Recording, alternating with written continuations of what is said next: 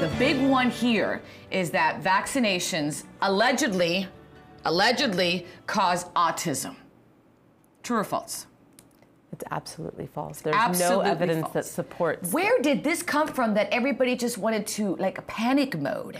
Right. This stems from a journal, an article that was submitted to the New England Journal of Medicine back in the early 90s. And there was a physician and actually a gastroenterologist in England who published this article stating that he found a correlation between receiving the MMR vaccine and the incidence of autism. There was no evidence to support this. This article was debunked right away. It was removed from the New England Journal of Medicine, but with media being the way that it is, it spread like wildfire and everybody grabbed on and held on to it. Here's another one, that mercury can be dangerous. True or false? The active ingredient of mercury.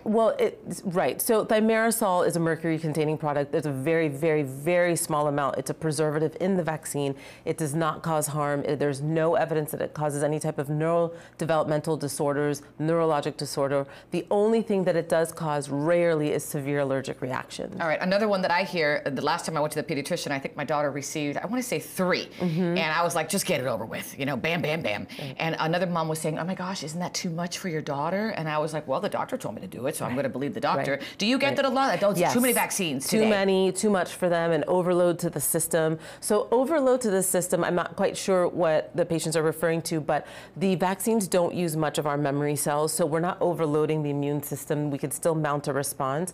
And being too toxic or too many chemicals, that's just not true. There are only preservatives and proteins and stabilizers in vaccines. A lot of people also think that natural immunity is better than, you know, getting the vaccines. And you say? Right. Absolutely not. I would not rather get the disease than be protected from the disease. And let's not forget polio and how many people died from it, right? Exactly. Way back when. Okay, we often hear about herd immunity. Yes. I'm not sure if you have heard of it. I've heard of it briefly. What is that? Herd immunity is just the concept that if enough people in a community are vaccinated, then you're able to eradicate the disease but prevent others from getting the disease just because it's not around if we're all protected.